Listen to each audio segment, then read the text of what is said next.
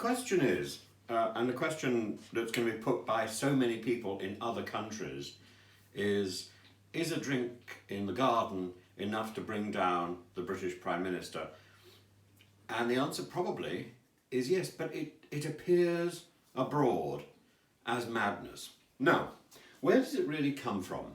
Is this all about Boris attending a party in number 10? That would make us angry, of course it would. That would be wrong, of course it is. Is it likely? I think probably in the end it probably isn't likely. I think in the end Sugray's document will probably exonerate Boris. Will it be enough to stop him being thrown out? Probably not. And certainly in the long term, absolutely not.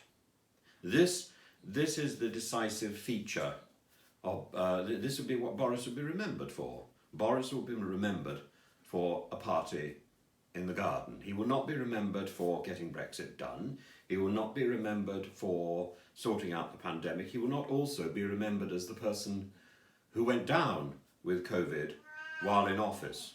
He will be remembered as the man who had parties in number 10. And where does all this come from? All this really comes, all this is part of a massive assassination effort by Dominic Cummings. So you remember that photograph of number 10, of the garden in number 10, probably taken from number 11, from a window in number 11.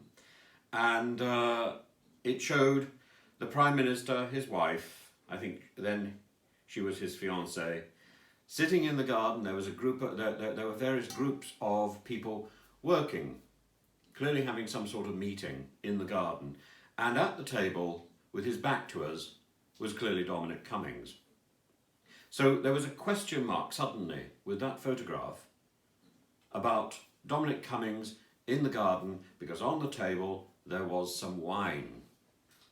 So on the 7th of January, Dominic Cummings in his blog, which is always very interesting to read by the way, said, number 10 staff were encouraged to have meetings in the garden between April and August for the obvious reason that there was a pandemic with an airborne disease and outside was safer. And then the interesting line, which really needs to be emboldened, all day in this period there were many work meetings in the number 10 garden. All day in number 10.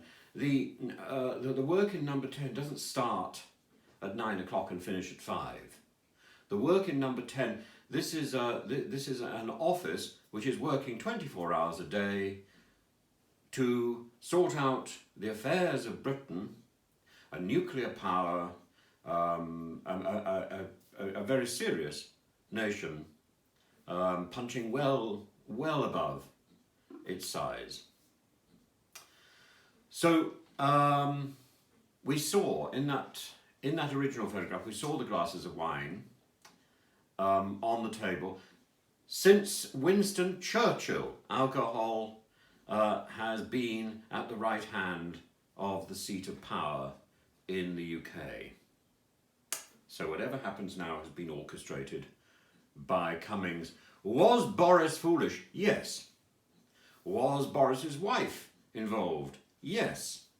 Did she know? Probably. Did he know? Almost certainly not. He is utterly disorganised. He had been utterly disorganised, certainly since university. I'm told he was disorganised before that. We're all told of these things where he was in a play and hadn't actually learnt the lines. Well, that is pretty disorganised. But he wouldn't have seen it as a priority. This is the point. He wears his priorities on his sleeve, as other people sometimes wear their heart or their resentment. Boris has his priorities, and he looks always for the bigger picture. And Cummings has been fully focused in getting revenge, and he knows the character of Boris. He knows exactly which buttons to press. This is political assassination on the grandest scale. And whether Boris had attended a party, had not attended a party, has lied to Parliament, has not lied to Parliament, I think is almost a secondary issue. This is probably the most remarkable piece of backstabbing that we have probably ever seen in British politics. There we are. I'd love to know your thoughts on this, and please follow the follow the channel, and please ring the bell. I look forward to hearing your views. Have a good Sunday.